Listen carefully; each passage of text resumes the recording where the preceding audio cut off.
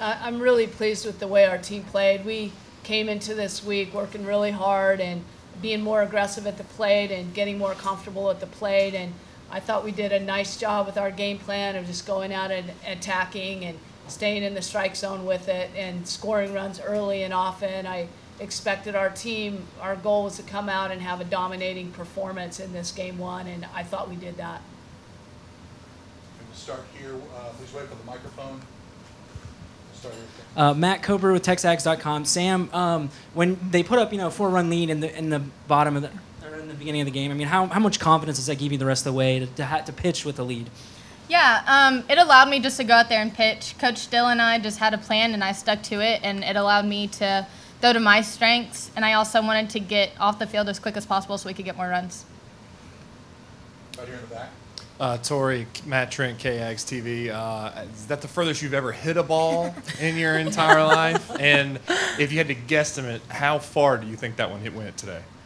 Times like this, I wish we had that little tracker thing that like baseball has. You know how it says like estimated distance? I don't know. I honestly don't know how far it went. I mean, at least 300 feet.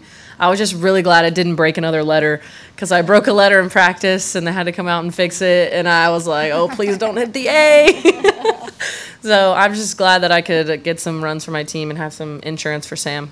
When did you do that? What letter did you break? So we were hitting BP when we got back from the SEC tournament, I believe, and Coach Stein was like, I bet you can't hit over the scoreboard. And I was like, I'll try. And so I hit it, and I was like, it almost got there, and then it hit the S, and we were all like, oh, no. And it, like, broke on the field, and Keely, like, picked it up and gave me the piece of glass, or is it plexiglass? I guess so, but it was, like, on the field. So I was like, oh, my gosh, I'm so sorry. I feel so bad. I'm not hitting anymore.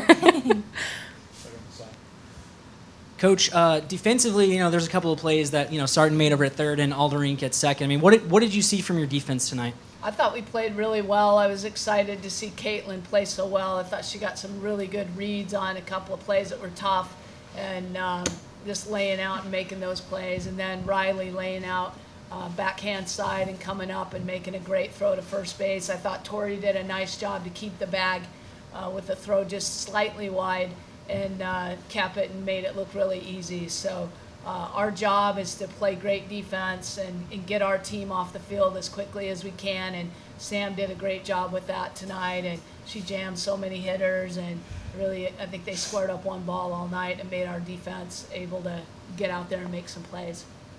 We'll go to John and come to Travis. John Wilson with KBTX. Tori, can you talk about how good this was to get off to the start you guys did tonight to come out and put up, as Coach said, a pretty dominating performance? Yeah, I think it was huge. I think we definitely came off a bad kind of a few losses there. But for us, we came back, we took our days off, and we got back to work. And I think that really shows the hard work that we put in over this past week and a few days, and just really getting comfortable in the box and knowing that we can hit whoever's going to throw at us. So I think it was really important for our team to not only square up a couple balls, but really put up a bunch of runs for our pitchers and just feel good about ourselves. Travis Brown, Bryan College Station Eagle. For both players, as y'all were standing before this game, watching the game before, and just kind of watching those both teams kind of bake and use up pitchers and it go on and on, were you kind of rooting for it to go on and on a little bit more and have the other teams have to deal with the elements a little bit more going into tomorrow?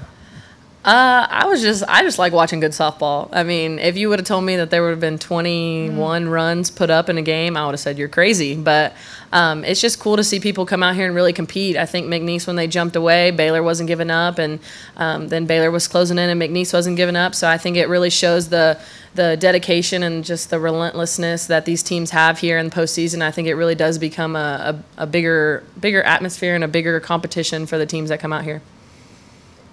Sam, Matt Coper, TexAgs.com. Can you rate your overall performance tonight, not only in the circle but at the plate? It seems like you had, overall a good day.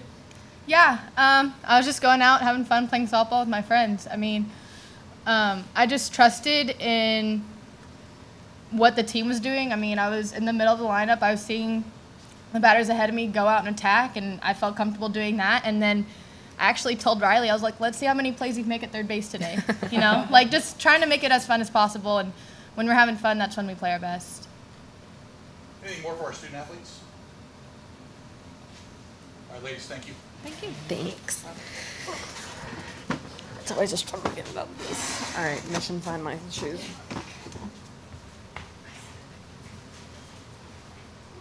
Questions for Coach, please. Matt, in the back.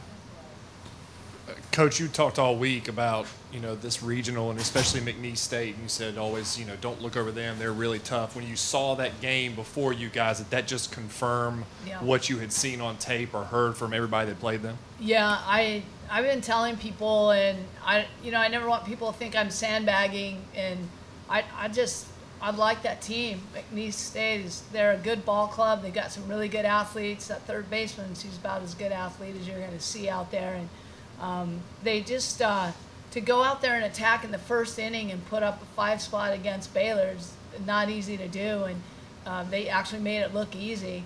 And then just the way they play the game, they have fun, they get after it. You can see they really like their coach, and they respond to their coach, and there's good energy in that ball club. And I know they got a little, it seemed a little bit tight at times. So they kind of bent, but they didn't break. So I thought that was really impressive. I actually got nervous watching that game. It was starting to wear me out a little bit. So not because I was pulling for any particular team, but those kind of games, just back and forth like that, you just don't want it to come down to somebody making a mistake. Let somebody earn it if they're going to win it. Back, John. Coach, could you have scripted a better start for your team with the amount of runs they put up and the way that they hit the ball tonight? No, actually, it's exactly what I had envisioned, and what I thought was necessary for us to sort of get the stink off, really, from some games that we didn't play well. And I just felt like we needed to come out and have a dominating performance and remember who we are and get back in this ballpark and get the fans in it. And just very pleased with the way our kids played. Go Matt, then to Travis. Coach, a little bit different of a look in the lineup today. I mean, obviously with Kelby in the 4 spot. I mean, can you talk to me about that, or why you made that change? And obviously she had a good day. Yeah, coming into this, I really wanted Sam to throw so that we could get Sam's bat, Kelby Fortenberry's bat, and Keely Milligan's bat in there, because we need to get Keely going, and Sam's been stroking the ball pretty well, and Kelby, she's earned her spot in our batting lineup. So Kelby's been really good with runners on base. So she's been good anyway, but in particular with runners on base. So putting her in that 4-hole felt comfortable to me, and then have Ashley hitting behind her. So I wanted to have all our bats in there. I wanted us to be aggressive and attacking at the plate and set the tone for the rest of this week. And we got what we asked for. Keely went up there, and she's been struggling a little bit of late, and she goes and gets her little miss hit and beats it out at first. And I thought she had a really good night tonight, and I was pleased to see that one, because she can really make us go if we can get her speed out there. And Sarah Hudak does a nice job when Keely's on base. So I was happy to see that. So you try to script it, and you make a lineup every day thinking it's the one, and when it's not, you feel like you're missing something, like you're just not getting it right. So it was fun to have everything fall into place today.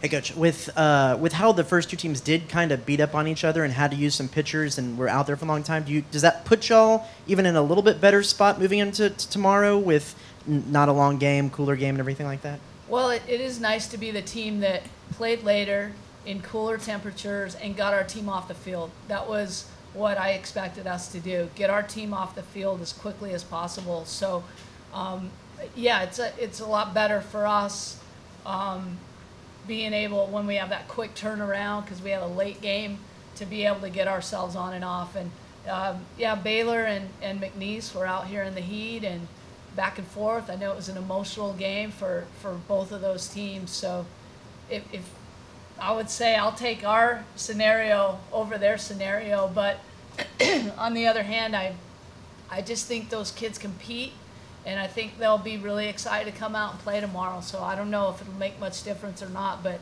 I'd rather not be out there, in 95